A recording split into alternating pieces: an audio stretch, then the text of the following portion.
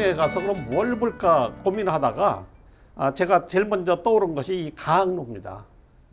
근데 영동에서 문화유산이 제일 많기로는 단연 영국사죠. 우리 충청북도에서 사찰 중에 가장 많은 문화유산이 있는 데는 뭐 단연 속리산 법주사가 되겠고요. 거기는 거의 한 50개 가까운 국가지정, 도지정 문화재가 있습니다.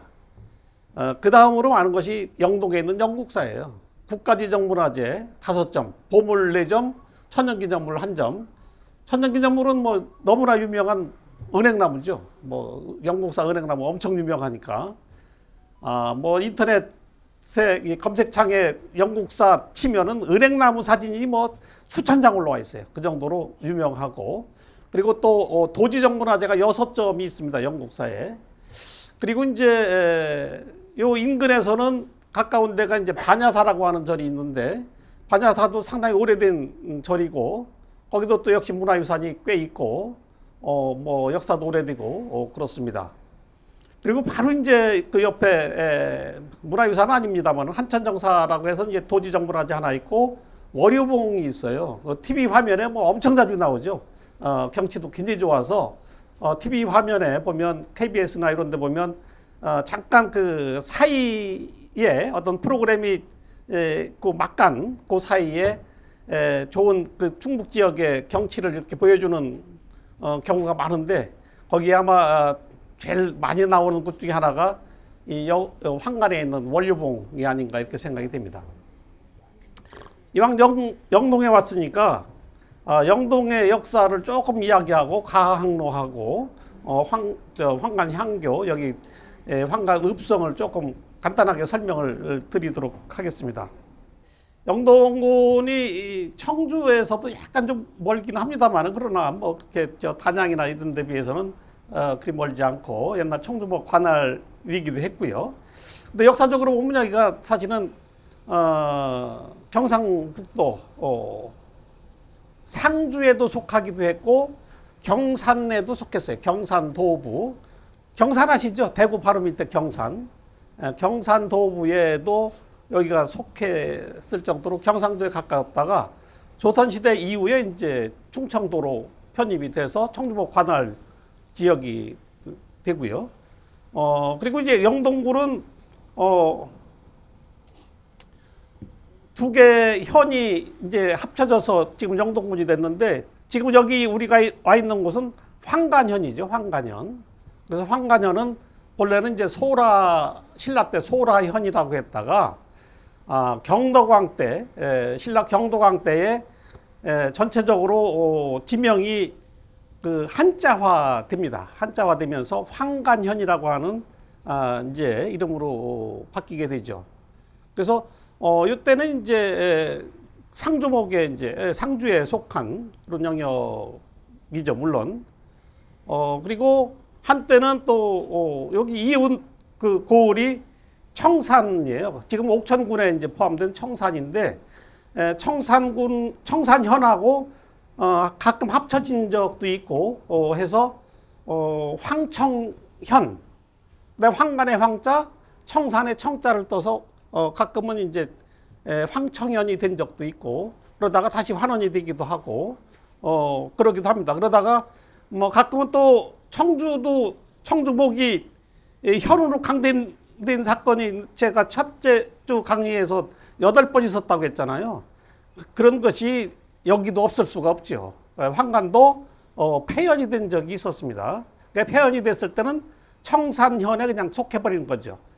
황자 자체도 안 들어가고 그냥 청산현에 이렇게 포함된 적이 있었는데, 그 대표적인 사건이 임진왜란 때 진주성 싸움에서 우리가 전멸을 당하게 되는데, 뭐 논계하고도 이제 관련이 되죠. 그래서 그때 여기 출신 박목렬이라고 하는 장군이 전멸을 당합니다. 전멸당하 패전을 한 거죠. 그러니까 그 출신지인 이 황간을 아예 없애버렸어요. 아예 없애버려서 청산현에 이렇게 포함시킨 적도 있고 그렇습니다. 그래서 어쨌든 충청북도로 봤을 때는 영동군, 그 중에서도 황간현이 바로 제일 끝에 남쪽 끝으로 있다 이렇게 볼 수 있고요. 우리 충청북도가 우리 한반도 지도를 놓고 봤을 때 정말 심장보다는 약간 더 밑에 한 배꼽 부분에 이제 해당되는데 이렇게 동남부 쪽이 소백산맥으로 이렇게 둘러싸여져 있잖아요. 그래서 수백산맥으로 둘러싸여 있고 이쪽이 이제 그 서북쪽으로는 차령산맥으로 둘러싸여 있는데 차령산맥은 사실은 밋밋해 가지고 산맥의 뭐 흔적을 찾기도 어렵고 그렇습니다. 거의 이제 평지나 마찬가지고 그런데 어쨌든 이 소백산맥은 한반도의 중부 지역하고 남부 지역을 가르는 아주 그 분수령이 되기 때문에 큰 고개가 되는 거죠. 그래서 우리 충청북도가 이 소백산맥을 완전히 감싸고 있어요.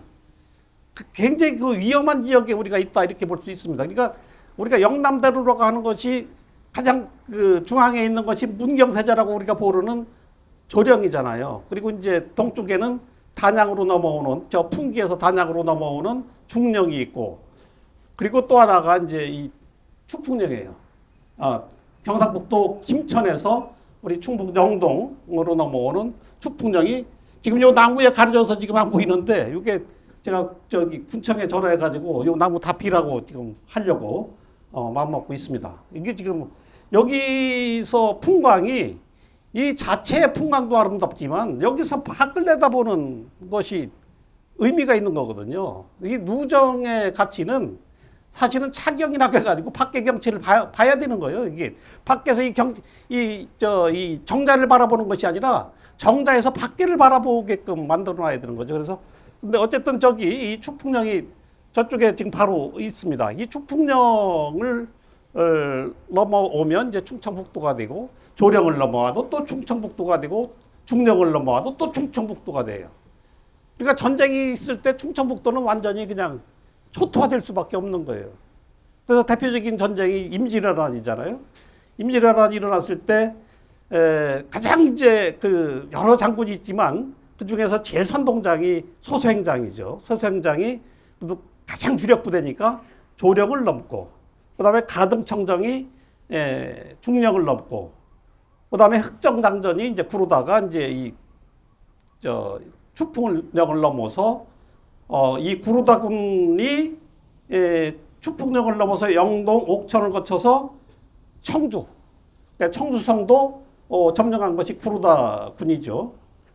그러다 보니까 충청북도는 전체가 그냥 전쟁터가 될 수밖에 없는 거예요. 근데 충청남도는 약간 애과게 있어요.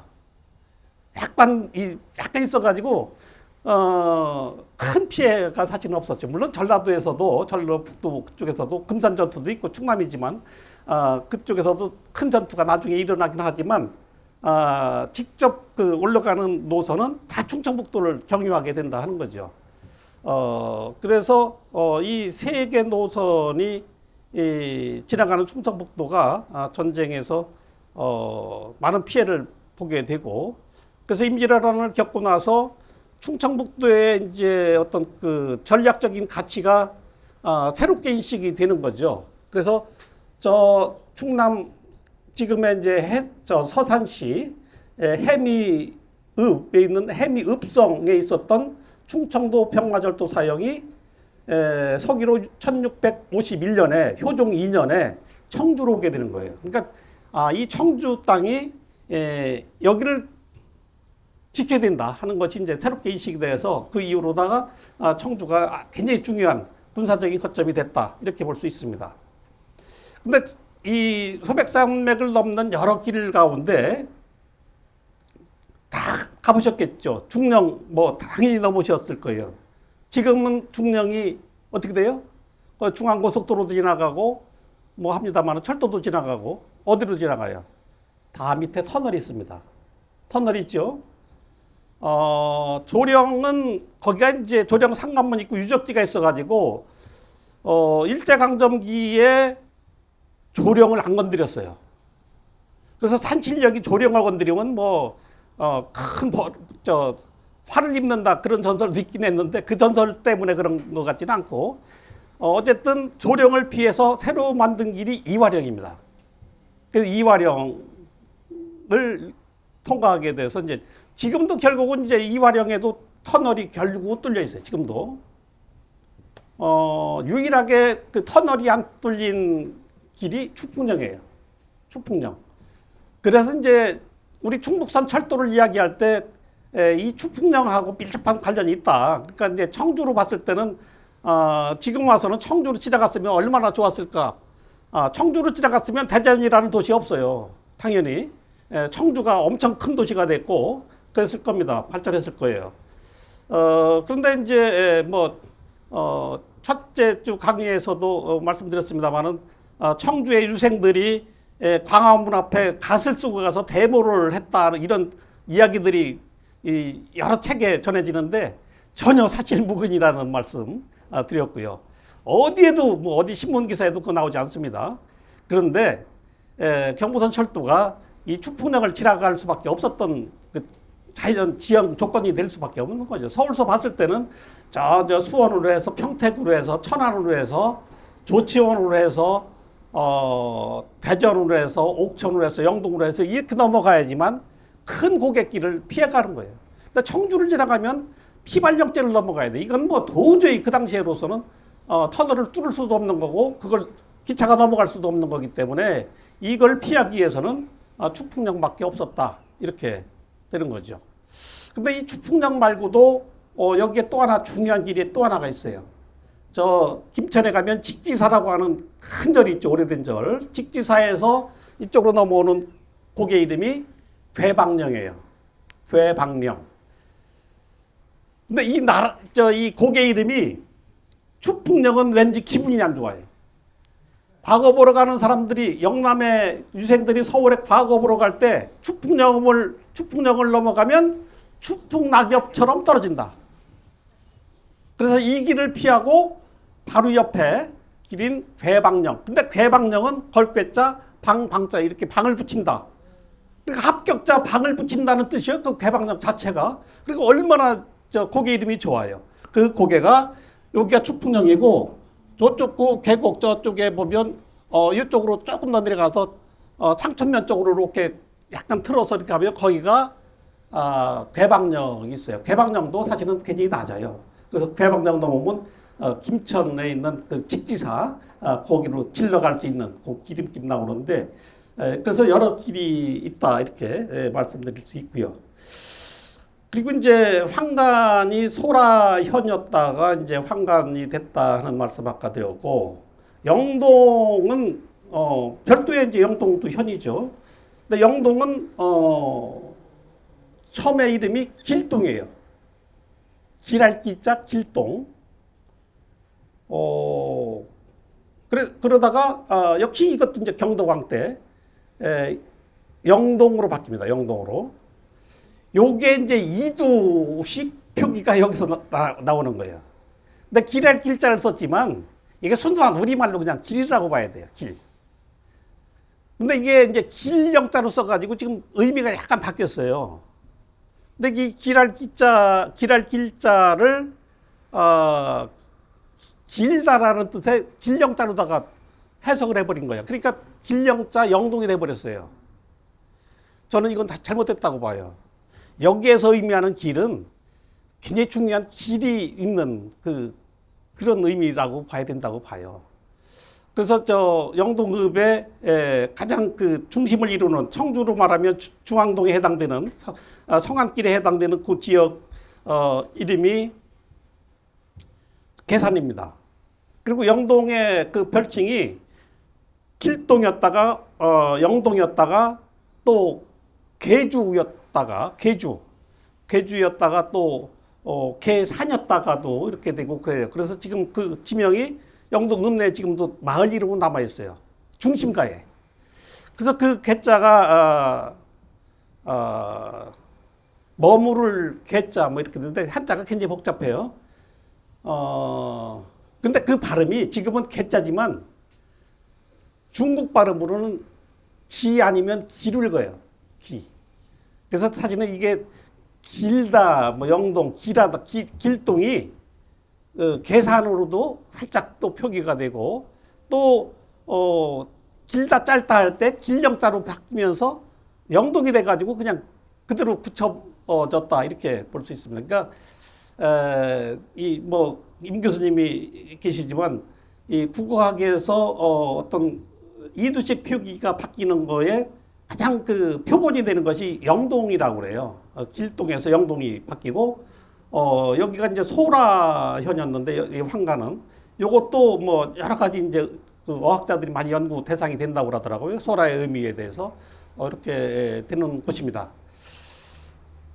그리고 이제 여기 이제 그러니까 이 중령, 조령, 그다음에 축풍령 요 고개를 또 하나 조금 추가로 설명드리면 이게 이제 중요한 그 길이다 보니까 이 길을 따라서 교통로만 있는 게 아니라 교통로에서 중요한 역할을 하는 게 뭐예요? 여권. 여권이 다 이걸 따라가요. 그리고 또 하나 봉수. 봉합 불리던 봉수도 다 이걸 따라가요. 그래서 여기서 이제 김천에서 금산 봉수가 올려지고 여기 누리황산 봉수가 있는데 요 앞산이 누리항산이에요. 누리산. 여기서 봐가지고 이쪽에 이제 소위산이라고 또 있고 뭐 박달라산으로 해서 옥천으로 넘어갑니다. 그래서 원리산으로 해서 이제 환산으로 해서 대전의 계족산 봉수로 해서 문의 소위산에서 바로 이제 청주 겉대산을 거쳐서 진천 소울산 그리고 음성의 망이산성 그리고 안성의 건지산 용인의 천천산 거쳐서 이제 서울의 목멱산 서울의 남산으로 가는 거예요. 여기 출발점은 전에 말씀드렸지만 보리암으로 유명한 경상남도 남해의 금산이라는 산이 있어요. 거기에서 거기가 기점이 됩니다. 거기가 출발하고 그 다음에 또 하나가 이제 우리 마지막 답사가 충주가 돼 있죠. 그래서 충주 갈 때 저는 충주에 뭐 유명한 뭐 유적지 너무너무 많아요. 뭐 중요한 역사적으로 중요한 것이 굉장히 많은데 충주 답사 코스를 제가 생각할 때 그래도 안 가본 데를 가고 어떤 우리 충청북도의 전체적인 어떤 지형과 역사적인 어떤 역사 지리에 이런 것을 한번 보기 위해서는 하늘제 지금 하늘제를 한번 넘어보는 것이 좋겠다. 그 하늘제가 뭐냐면 계림령이에요. 신라 아달라 왕 3년에 서기로는 156년에 계림령을 개척했다는 기록이 삼국사기에 나오고 2년 후에 또 중령이 개척이 됩니다. 그러니까 이 소백산맥 중에서 제일 먼저 뚫린 길이 계림령이에요. 그런데 이 조령이라고 하는 큰 길이 있고 지금 뭐 사람들은 계림령 별로 생각 안 하잖아요. 이화령도 나중에 뚫리고 했지만 제일 그 중요한 그 교통로가 조령이 되는데 문경세제가 되는데 여기 마이크가 조금 떨어지는 것 같은데 어쨌든 역사적으로 봤을 때는 고려시대 이전의 모든 시설은 그래도 계림령을 지나가요. 조령을 지나가는 게 없어요. 이 계림령 문경에서도 그 탄항봉수를 거쳐서 바로 계림령을 넘으면 미륵리가 되잖아요. 그 미륵대원이라는 큰 절터가 있는데 거기에 마굴점 봉수를 거쳐서 수안부에 있는 주정산 봉수를 거쳐가지고 충주의 마산 봉수 그리고 이제 음성의 망이산성 이렇게 가는 겁니다. 그러니까 거기를 통하는 봉수도 역시 조령을 지나가지 않고 계림령을 지나간다고 하는 거예요. 그러니까 조령이 나중에 조선시대 와서는 굉장히 중시되지만 이 봉수가 지나가는 길은 조령길을 통하지 않고 계림령길을 여전히 통하고 있다 하는 것을 볼 수가 있습니다. 그래서 굉장히 그 미륵리라고 하는 마을이 굉장히 역사적으로 중요한 위치에 있는 거죠. 그래서 거기를 한번 마지막 답사 10주차 강의에는 이제 거기 가려고 하는 건데 그리고 그와 같이 이 축풍령도 충북으로 들어오는 중요한 교통로 중에 하나였다. 그리고 가장 해발 고도가 낮은 곳이다. 그래서 딴 데는 지금 터널이 뚫려서 그냥 터널로 지나가긴 하지만 터널 뚫리기 전에 중령이라든가 조령이라든가 이화령 또 꼬불꼬불꼬불 지나가서 고개를 넘게 돼요. 근데 이 추풍령은 그냥 넘습니다. 한 번도 이게 꼬불꼬불거리지 않고 그냥 넘어가는 거예요. 그러니까 이 추풍령이야말로 소백산맥 중에서 가장 해발 고도가 낮은 그런 지역이다. 그렇기 때문에 경부선이 이쪽으로 뚫릴 수밖에 없는 뭐 운명적인 그런 장소였다. 이렇게 볼 수가 있습니다. 지리적인 여건이었다. 이렇게 볼 수 있겠고요. 이 강로는 이제 우리 충청북도에 큰 누정이 여러 개 있죠. 보물로 지정된 게 뭐 잘 아시죠? 청풍문화재단지에 가면 다 보셨을 텐데 뭐 한병루 다 아시잖아요. 한병루가 제일 유명해요. 단연. 단연 제일 유명하고 청주에서 유명한 누정은 뭐죠? 망선루죠. 중앙공원에 있는. 망선루도 굉장히 오래된 거예요. 고려시대 거예요. 고려시대 겁니다. 물론 뭐 계속 이제 새로 보수를 하고 개축을 했기 때문에 지금 부재가 고려시대 건 아니겠지만 그 자체로서는 고려시대 겁니다. 망선루도. 이 강로가 충청북도에서 저는 아름다운 그 누정 중에서는 요게 뭐 한병루 못지않다라고 봅니다. 첫째 이름이 좋아요. 강로. 멍에 가자에 학자. 그래서 학이 이 멍에 가자지만 이게 그 멍에 가자는 그 나른다는 그런 뜻이 있어요. 이렇게 오른다는 뜻이 있습니다. 그러니까 학이 날아가는 그런 모습이라고 하는 거죠. 그래서 이 누정 자체가 하늘을 나는 학처럼 아주 아름답게 져졌다. 그러니까 이 황간현이 더군다나 지금 저 앞에 보이는 것이 우리나라 국도 1번 국도 경부선 1번 국도 또 경부선 철도 1905년에 개통된 경부선 철도 그리고 경북 고속도로 다 앞을 지나가고 있어요.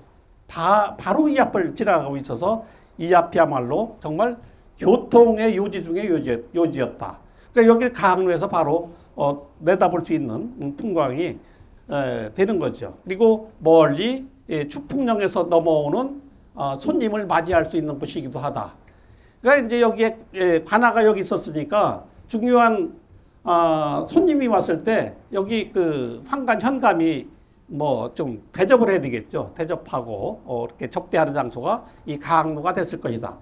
그러니까 이제 이 강로에 당연히 많은 이제 중요한 손님들이 다녀갔겠죠. 서거정을 비롯해서 그 유명한 태계 이황 선생도 지나가면서 시를 남기기도 하고 뭐 많은 사람들이 시묵객들이 지나갔던 것들이 여기에도 좀 쭉 쓰여 있고요. 이 현판 편하게도 쓰여 있고 기문판이죠. 이런 데 다 쓰여 있고 저 앞에는 지금 돌에 근래에 물론 세운 겁니다만 돌에 그 한시의 원문과 번역된 것을 쭉 새겨놨습니다.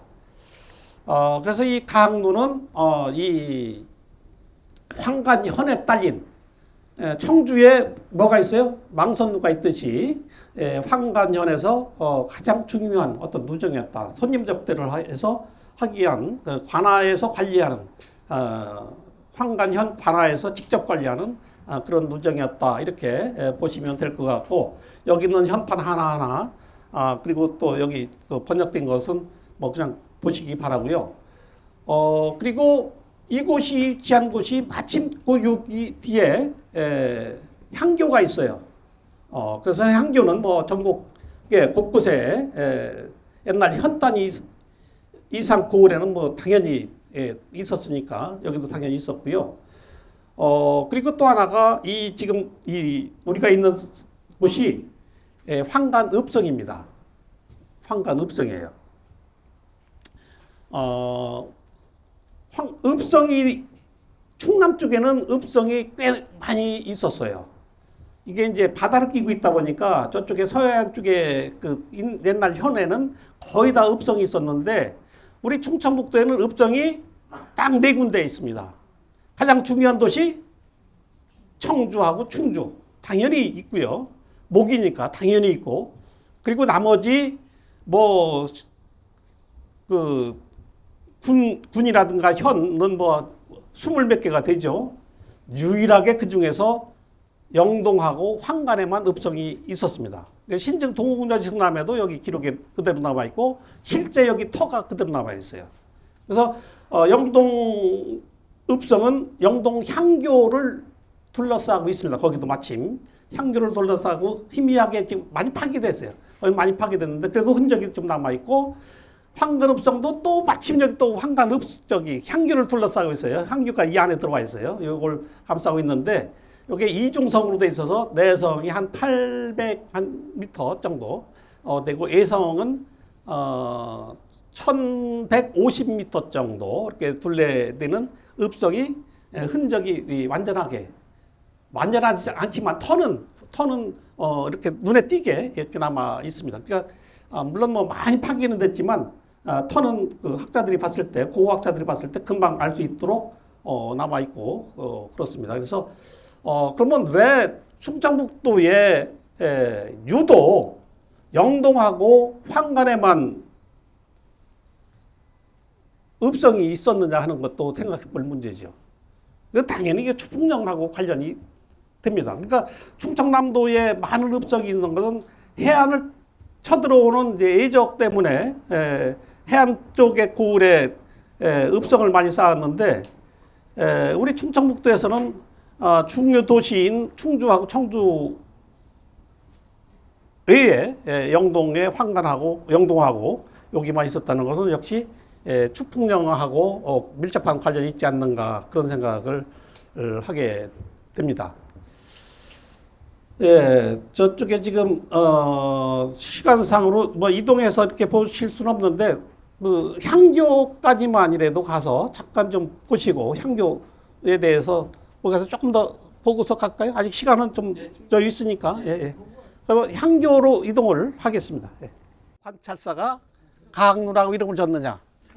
그때는 상주, 경상도 땅이었어요. 여기가 그때는, 그 당시에는 요게 이제 태조 2년에 그 처음에 졌고, 그리고 그 이어서 여기 저 연도는 안 나옵니다만 이것도 연도는 나와요. 연도가 나오는데 이것도 조사 아주 초기입니다. 바로 그때까지만 해도 영동이 경상도에 속한 거예요. 상주목에. 그러다가 태종 때, 태종 이방원 태종 때에 충청도에 속합니다. 청주로 와요, 이게 이 지역이. 그리고 그 이후로 이제 계속 청주목 관할이 됩니다. 그래서 경상도 관찰사가 이름을 줬다 하는 것을 일반인들이 왜 경상도 관찰사가 지나가졌나 이렇게 생각할 수 있는데, 조금 그래도 생각을 해보면 여기에 그런 설명이 아무 데도 없어요. 어디에도 없어요. 이렇게 경상도 관찰사가 이 명칭을, 이름을 지은 거는 경상도 그 당시에는 소속이었다 하는 것을 알아두면 되겠습니다. 그리고 이 건물 구조는요, 다리가 뭐 팔짝지붕이라고 해서 8팔자 모양의 팔짝지붕인 건 다 아시죠. 그리고 처마를 보면 겹처마하고 호처마가 있는데, 여기는 호처마예요. 그러니까 겹처마가 사실 더 화려하죠. 그러니까 이제 처마 끝을 살짝 날렵하게 올릴 수 있는 게 겹처마야지만 더 살짝 올라가요. 더 길게 빼고. 여기가 아주 그래도 비교적 그냥 소박한 그런 형태로 될 수 있습니다. 그리고 이 건물에서 또 특이한 것이 정면 몇 칸이에요. 하나, 둘, 셋, 네 칸이죠. 정면 네 칸. 그리고 측면이 이게 특이해요. 어떤 건물이든지 측면이 두 칸이면 두 칸, 세 칸이면 세 칸인데, 이거는 저쪽은 두 칸, 저쪽은 두 칸, 이쪽은 세 칸으로 돼 있어요.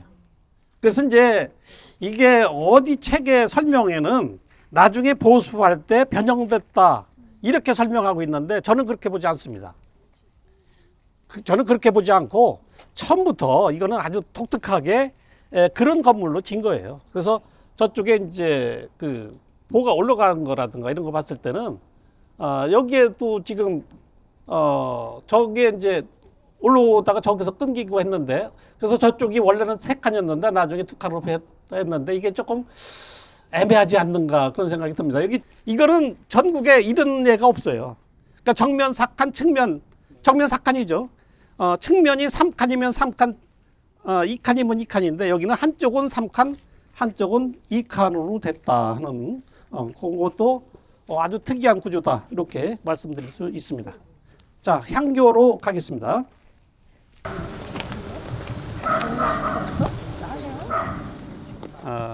사학이 이제 서원이 되겠고, 조선시대 때 관악하고 사학이 있었는데 어디가 더 셌을까요? 사실은 사학이 훨씬 세요. 사학이. 사학이 훨씬 셉니다. 서원이. 왜냐하면 이제 학풍을 중시하기 때문에 누구의 학풍을 따르느냐, 이게 관악은 근데 학풍이 없잖아 이게. 그런 것 때문에 조선시대 때의 어떤 학맥을 형성하고 하는 거는 다 서원하고 관련되지 향교하고 관련이 안 된다 이렇게 말씀드릴 수 있습니다. 어쨌든 이게 이제 공립학교, 요즘 말로 하면 공립학교로서 공공기관이죠. 그래서 여기 이제 향교의 교수 한 명이 근무를 하고 뭐 여러 이제 유생들 인원이 있습니다. 그리고 또 하나가 바로 이제 점심 먹고 갈 곳이 어딜 가요?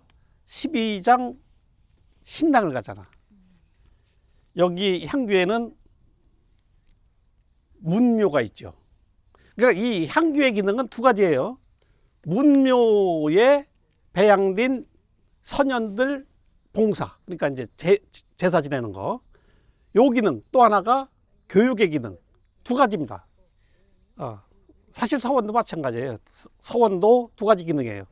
교육 기능도 있고 거기에 이제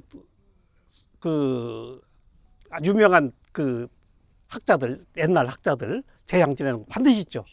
서원도 제향과 교육의 기능, 향교도 마찬가지인데, 서원에는 이제 우리나라의 유명한 학자들을 다 배양하고 있고, 뭐 신앙서원도 그렇지만 청주에는 여기는 이제 중국의 공자를 비롯해서 중국의 오성과 우리나라 18현, 그러니까 동방 18현이라고 그래요. 동방 18현을 여기 배양을 하고 있습니다. 그러니까 중국의 오성과 동방 18현. 그래서 동방 18현에는 이제 뭐 태계, 율곡, 그다음에 신라시대 때 채치원서부터 쭉 합니다. 그다음에 이제 우리 충북하고 관련된 인물 중에 이제 송시열 선생, 조원 선생, 중봉 조원, 옥천 출신 이런 분들까지 해서 이제 18분이 모셔져 지는데, 자, 여기 이 향교에서 가장 신성시되는 곳이 어딜까요? 당연히 대성전이죠. 그 대성전을 뭐라고 하느냐면 문묘라고 해요. 문묘. 문묘. 그러니까 공자는 황제를 하지 않았어요. 그런데 거의 황제급 대우를 합니다. 중국에서. 그래서 문 부분에 있어서 문무할 때 문 분야에 있어서 최고 어른은 공자, 무에 있어서 최고 지위에 올라가서 나중에 황제 지위까지 올라가는 사람이 누굴까요? 관우입니다. 그래서 관우 사당을 곧 갈 거예요. 점심 먹고.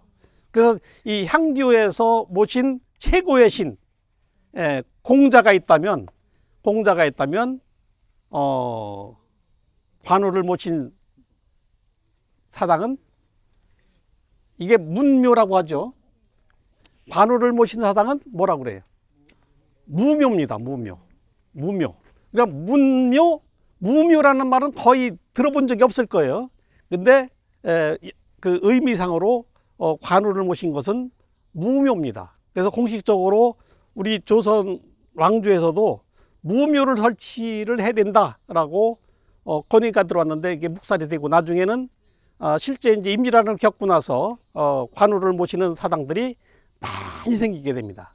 오늘 조금 있다가 이제 12장 신당에 가서 말씀을 드리겠습니다. 그래서 향교에서 꼭 생각할 것이 이제 문묘, 그 지방 고을에 반드시 갖춰야 될 일묘 3단이 있어요. 일묘가 문묘, 3단이 뭐냐면 사직단, 그 다음에 성황단, 그 다음에 여단. 자, 사직단 알죠?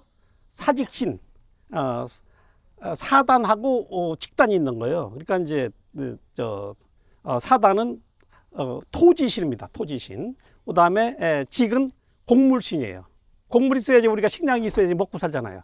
그래서 토지신과 곡물신에게 제사 지내는 것이 사직입니다. 그러니까 우리가 나라가 명하는 걸 종묘사직이 망한다고 하잖아요. 그러니까 이게 뭐 굉장히 큰 의미를 갖는 거고, 또 하나가 이제 성황단인데, 성황당은 우리 전통의 우리 고유의 우리 토속 신앙이잖아요. 근데 이것을 조선왕조에서는 계속적으로 이 각 고을마다 고을 수령이 직접 제사를 지내는 성황당이 하나씩 반드시 있었습니다. 반드시. 청주에는 어디에 있었어요? 당산공원. 네, 바로 당산공원에 있었고, 그래서 성황당은 우리 토속신이에요. 성황신에게 이제 제사를 지내는 거고, 그 다음에 여단이라고 하는 곳이 있어요. 근데 지금 여단이 남아있는 곳이 전국에서 하나도 없어요. 여단이 다 없어졌는데, 여단은 뭐냐면 억울하게 죽은 잡귀신에게 제사 지내는 단이 여단이에요. 그러니까 이제 사고, 요즘 뭐 사고 많이 나요. 교통사고, 뭐 세월호 침몰사고, 뭐 많이 나요. 번개 맞아 죽은 사람, 길 가다가 저 담벼락이 무너져서 깔려서 죽은 사람, 이런 사람들이 구체적으로 한 4, 50건이 이게 기록이 나오는데, 그러니까 아주 끔찍한 그냥 사고로 죽은 사람들, 이런 사람들에게도 나라에서도 제사를 지내줬어요. 나라에서 공식적으로. 그래서 나라에서 제사를 지내는 곳이 네 군데. 문묘는 뭐 향교에 있는 공자를 비롯한 동방 18현, 그 다음에 성황당, 사직단은 국가의 상징이잖아요. 그래서 우리 사직동에도 지금 충렬 탑 있는 데가 바로 그 자리가 사직단이 있었던 데고, 동 이름도 사직동이잖아요. 지금 뭐 전국의 사직동이 굉장히 많아요. 그리고 성황당, 그리고 여단은 잡귀신에게 제사 지내는 곳이기 때문에 조금 초라하고 약간 좀 허름했었어요. 그리고 다 그게 이제 약간 좀 사람들이 지나다니기 꺼림직스러워하고 약간 좀 기피하는 이런 장소가 되기 때문에 뭐 이렇게 시대가 바뀌면서 그냥 여단은 거의 전국이 다 없어졌다, 이렇게 보시면 됩니다. 그래서 지금 이제 바로 갈 12장 신당은 국행제가 지내는 무묘의 역할과, 그 다음에 왜 관우에 대해서 그럼 우리나라에서 제사를 지냈느냐, 이런 거 말씀드릴게요. 그리고 그 당곡리의 12장 신당은 지금의 그 당곡리에서는 성황당 역할이에요. 마을 사람들이 다 같이 공동으로 위하는, 마을마다 옛날에 성황당 하나씩 다 있잖아요. 그래서 그 마을에서 수호신처럼 모시는 그런 어떤 신당. 그리고 또 하나는 무당도 있잖아요. 무당의 굿당 역할도 해요. 그래서 무당들이 용한 그도 뭔가 길을 받으려면 여기 와서 기도하고 받아간다고 합니다. 그래서 지금 관리도 무당이 하고 있어요. 일상 관리는. 그리고 제사는 마을이 공동으로 유교식으로, 또 공식적인 제사는 정월 대보름날 공식적으로 제사를 지내는데, 좀 이따 다시 말씀드리도록 하고, 이 가학루에서의 말씀은 이걸로 마치도록 하겠습니다.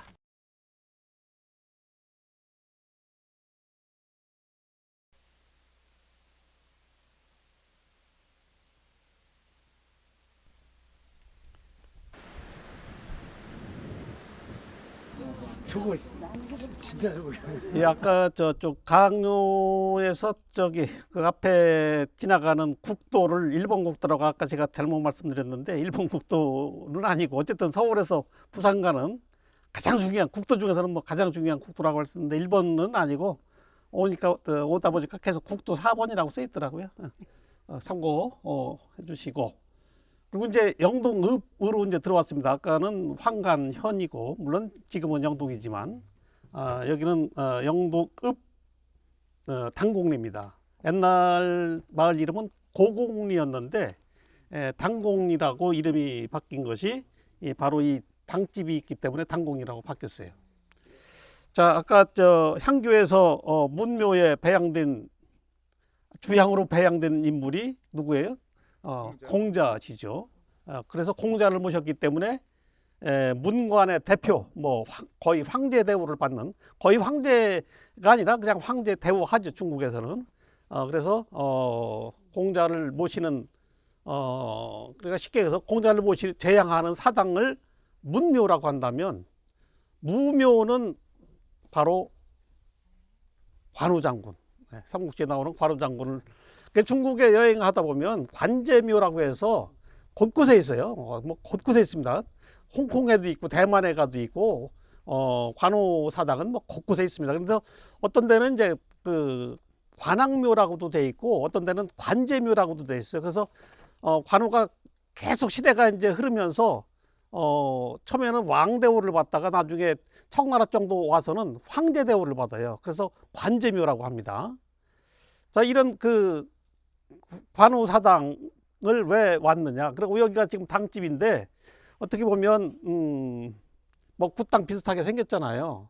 근데 이런 데를 왜 이렇게 오게 되느냐면 여기가 바로 우리의 역사의 현장이었고 지금도 이어지는 문화의 현장이라는 겁니다. 그래서 여기에 12장 신당이라고 했잖아요. 12장이 바로 12장군. 그 12장군이 삼국지에 나오는 위나라, 오나라, 총나라 가운데 총나라의 12장군. 그러니까 유비를 따랐던 12장군을 모신 제당이고 또 굿당이다, 이렇게 보시면 될 것 같아요. 이것이 언제 세워졌는지는 정확하지는 않습니다. 근데 이제 여기 군지라든가 이런 안내 책자에 보면 영동 군수가 뭐 꿈에 관우가 나타나서 이 관우 신당을 딴 데 있던 것을 고공리로 옮겨달라, 뭐 이런 꿈을 꿨다고 그래요. 그래서 이쪽으로 옮기고 그 마을 이름도 당공리로 바뀌었다, 이런 이야기가 전해집니다. 그러면 우리나라에서 언제부터 이렇게 그 관우를 모시는 사당이 생기느냐? 이게 임진왜란하고 깊은 관련이 있습니다. 그래서 사실은 임진왜란이 있기 전에 세조연간인가 그때 이제 그 훈련원인가 그 하여튼 거기에서 무묘를 세워달라고 건의를 하는데 이루어지지는 않아요. 그러니까 우리나라에 문묘는 있는데 무관들 입장에서 봤을 때는 무묘를 세워야 될 거 아니냐 하는 거죠. 그러니까 너무 문무 차별이 심하니까 문묘도 있는데 왜 무묘가 없느냐. 그래서 무묘를 세워달라고 하는데 이루어지지는 않습니다. 그러다가 임진왜란이 일어나요. 자, 임진왜란 이제 일어나서 중국 명나라에서, 그 당시 명나라에서 파병을 하게 되죠. 그래서 사실은 우리나라가 굉장히 어떤 위기에 처했다가 명나라의 원군에 의해서 사실 조선이 사실 왜군을 물리치고 나라를 유지하는데 결정적인 역할을 합니다. 근데 명나라에서 조선에 그 파병한 거는 원래 일본이 정명가도라고 하는 명부로 조선을 쳐들어온 거 아니에요. 조선을 치려고 하는 게 아니라 명나라를 치려고 하는데 길을 빌려달라. 조선은, 그러니까 우리 니들하고는 안 싸울 테니까, 조선하고는 안 싸울 테니까 길을 빌려달라고 한 거 아니에요. 그런데 안 싸울 수가 없죠. 우리 더군다나 명나라를 쳐들어간다는데 우리가 어떻게 길을 그냥 이렇게 내줘요. 그러니까 이제 명나라 입장에서도 조선이 망하면, 그러니까 6.25 때하고 똑같아요. 6.25 때도 우리가 이제 쫙 쳐들어가니까 중국군이 내려온 거 아니에요. 똑같은 상황으로 임진왜란이 일어서 선조가 의주까지 이제 몽진을 갑니다. 몽진이란 말이 흙먼지를 뒤집어 썼다는 얘기예요. 흙먼지를 뒤집어 썼다는 게 이제 몽진이라는 뜻인데, 흙먼지 뒤집어 쓰고서 어쨌든 피나를 의주까지 가게 되고, 이 선조가 그런 생각도 했어요. 바로 압록강을 건너서 명나라로 요즘 말로 하면 망명 갈 생각도 했습니다. 망명을 가면 지방에 어디 제오라도 하나 시켜주겠지 그런 생각을 했던 거예요. 그러니까 아주 그 참 나쁜 군주죠, 쉽게 얘기해서. 그래서 어쨌든 그런데 이때 이제 선조하고 선조 이 나쁜 임금을 섬기면서도 이거를 다 뿌리치고 그 왕을 붙들고 있었던 것이 바로 서해 유성룡이에요.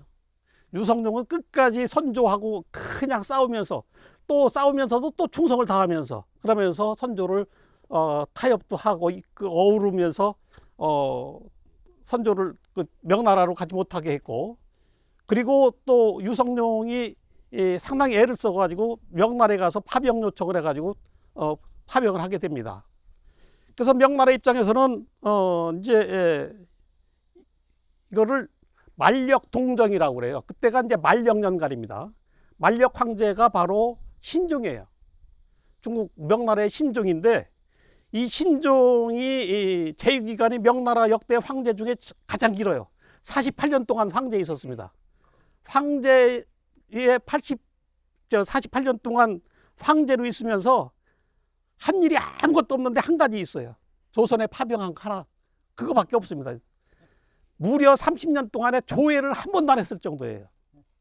도교 뭐 불교에 심취해가지고 아예 정사를 안 돌봤어요. 48년 동안에 한 30년 동안 아예 조회를 안 했을 정도로 정말 명나라 입장에서는, 그 명나라 역사에서는 아주 형편없는 황제였는데, 조선에서는 굉장히 고마워하는 거죠. 파병을 해줬으니까.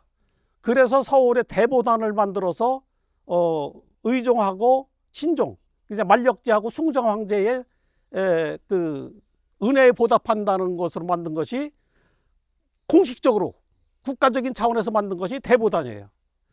그 이후에 또 우암 송시열 선생이 화양동에 만든 것이 만동묘예요. 만동묘를, 이거는 이제 국가에서 만든 게 아니라 사사유이 만든 거예요. 그래서 만동묘 만들어 가지고 거기에 신종과 의종, 마지막 황제 숭정 황제의 위패를 봉안하고 거기에 제사를 지내는 것이 만동묘란 말이에요. 그래서 만동묘 답사는 이제 다음 주 이제 답사를 또 갑니다. 거기서 자세한 이야기를 또 하게 되는데, 그래서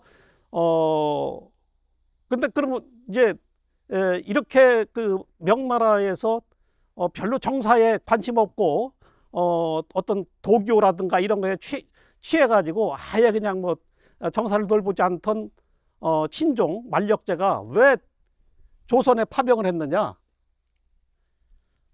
신종의 꿈에 관운장이 나타났다는 거예요. 관운장이 나타나가지고, 관우가 나타나가지고 조선을 도와줘라. 그 꿈을 꾸고 나서 파병을 결정해줬다는 거예요. 근데 이게 이제 꿈이 뭐 실제 꿈을 꾼 건지 아닌 건지는 확인할 방법은 사실 없습니다. 근데 실제 이제 그거는 계속 그런 기록은 나와요.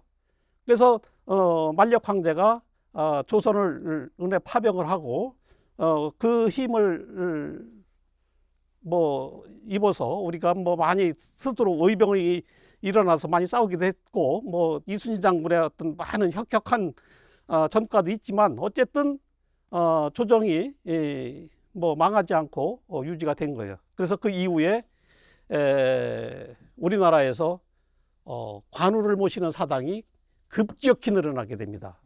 근데 그 당시에 이제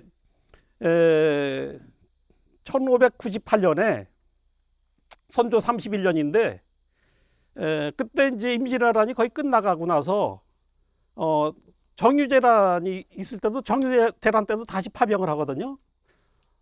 그런데 이제 거의 전쟁이 그때는 흐지부지 돼요. 사실은 뭐 크게 전투가 일어나지 않고. 그래서 많은 명나라 군사들이 돌아갔습니다. 명나라로. 근데 진린이라고 하는 명나라 장수가 몸이 좀 아파가지고 이 사람이 명나라로 돌아가지 않습니다. 명나라로 돌아가지 않고 자기 집에다가 관우사당을 모셔요. 그게 남관왕묘입니다. 그리고 그 3년 후에 국가에서, 조선 왕조에서 직접 그 관우사당을 모신 것이 동관왕묘예요. 그러니까 남관왕묘, 동관왕묘 있으면 북관왕묘, 서관왕묘도 있을 거 아니에요. 있었어요, 실제. 그러니까 동쪽에 있는 관우의 사당이라고 해서 동관왕묘, 남쪽에 있다 해서 남관악묘 이렇게 되는 건데 남관악묘, 서관악묘, 동관악묘는 다 없어지고 저기 북관악묘 다 없어지고 동관악묘만 지금 남아 있는 거예요. 그게 동묘입니다. 지금 이게 저기로 돼 있어요. 보물로 지정돼 있어요. 지금 현재 국가지정 보물입니다.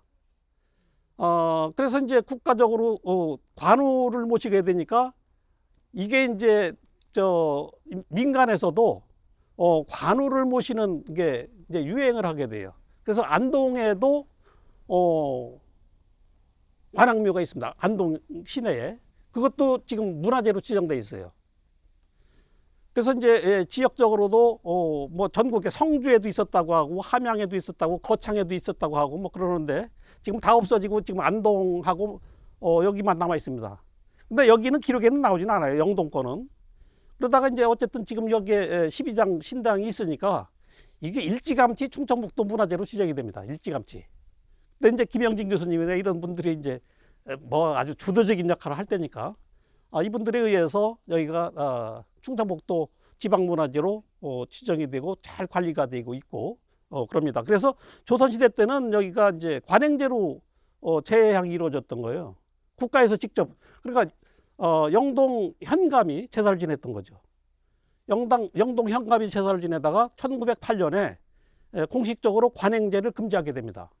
그래서 그러니까 이제 마을 사람들이 지내게 돼요. 그래서 지금도 이 판곡리 마을 주민들이 매년 정월 열나흔 날에 여기서 이제 제사를 지낸다고 합니다. 그래서 제사는 유교식으로 지내고 있고 그리고 여기는 무속인들이 지금도 즐겨 찾아가지고 어떤 길을 받고 하는 곳으로 지금 굉장히 유명하고요. 그런 곳입니다. 그래서 어떻게 보면 뭐 기독교인이라든가 다른 어떤 신앙을 가지고 계신 종교를 가지고 계신 분들이 약간 기피할 수 있는 그런 굿당 비슷한 그런 거지만 이것이 일반 굿당이 아니고 국행제가 행해졌던 그런 당집이고 그리고 또 지금도 마을에서 공동으로 성황당처럼 모시는 그 당집인 거예요.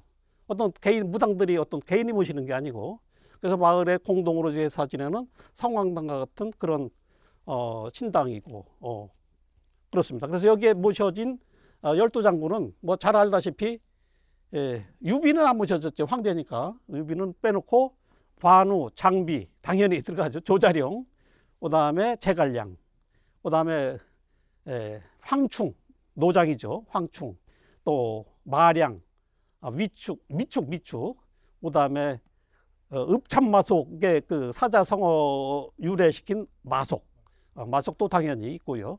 그래서 위원 나중에는 뭐 변질했죠. 사실은 위원은 나중에는 변질한 사람인데 위원도 여기 같이 모셔져 있습니다. 그래서 어쨌든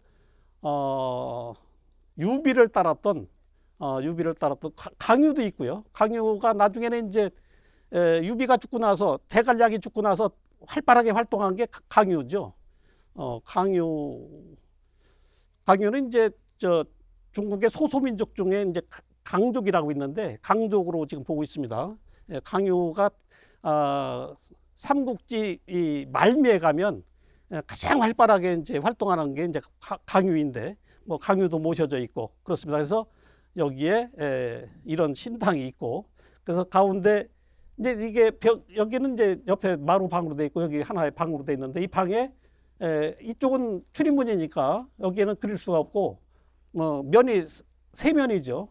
세 면에서 각 면마다 네 장군씩 그려져 있습니다. 그래서 주벽이라고 할 수 있는 가운데 바라보는 벽에 바로 제갈량, 관우, 장비, 조자룡 이렇게 딱 그려져 있고 나머지 인물들이 쭉 양쪽에 그려져 있습니다.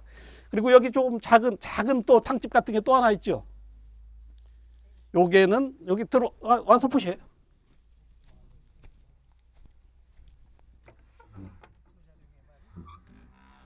관운장 적토마가 여기 모셔져 있습니다. 적토마. 예, 아주 뭐 삼국지에서 또 아주 유명한 말이죠. 처음에는 이게 적토마가 여포가 타다가 이제 조조가 관음장하게 이제 선물한 것이 이 적토마죠. 그래서 이 적토마도 모신 신당을 옆에 따로 이렇게 두고, 그래서 열두 장군과 적토마, 이게 적토마를 모신 신당은 이거밖에 없어요. 그래서 아주 대단히 재미있는 그런 신당 중에서도 아주 특별한 그런 신당이다 하는 것을 보기 위해서, 이 영동에 볼거리가 뭐 상당히 많지만 제가 생각했을 때 가항로도 많은 분들이 안 보셨을 것 같고, 그래서 가항로에서 또 저 추풍령을 바라보면서 어떤 그 옛날 옛 교통로 그리고 추풍령의 어떤 역할, 이런 것을 한번 이야기하고자 했던 것이고, 그리고 일반인들이 거의 뭐 볼 수 없는, 거의 뭐 와보지 않는 문화재로 지정됐지만 거의 찾는 이 없는 그 12장 신당을 그래서 이번에 영동에 오면서 한번 꼭 여러분들에게 소개를 하면 좋겠다 해서 여기를 왔습니다. 그리고 영동은 아까 이제 황간현하고 영동현만 얘기했는데 사실은 현이 몇 개가 더 있었어요. 지금 저쪽에 학산면 쪽으로 가다 보면 양강면, 양산면이 있죠. 거기는 사실은 양산현이었습니다. 그러니까 사실은 신라 시대 때 그 이전에는 양산이었다가 고려 시대 이후로는 이제 없어지는데 별개의 현이죠. 그리고 거기는 어디 땅이냐면 옥천 땅이에요. 옥천군. 그러니까 청주목 관할 지역에 군이 두 개가 있다고 했죠. 옥천군하고 천안군. 그리고 이제 나머지는 전부 다 현입니다. 현인데 옥천은 군인데, 옥천군에는 사실 그 안에 안읍현이라고 해가지고 옥천군 안남면, 안내면 있어요. 아마 다 아실 거예요. 안내면, 안읍이 신라 시대 때는 거기가 안읍현입니다. 그래서 그 안남면에 가면 혈리라고 하는 마을이 있어요. 그 혈리라고 하는 마을이 현청이 거기 있었기 때문에 혈리예요. 네, 현이 있었기 때문에, 현청, 현감이 있었던 곳이기 때문에 혈리입니다. 그래서 거기도 이미 이제 현은 없어지고 고려 조선 시대 때는 이제 옥천 군에 들어가고, 별도로 이제 청산 현만 별도로 일제 강점 초기까지 계속 남아 있었던 거죠. 양산도 옥천 군에 속해 있었던 현인데, 이것이 제가 첫 강의 때 청주에도 월경지가 4개가 있다고 말씀드렸었는데, 이것도 옥천군에서 월경지예요.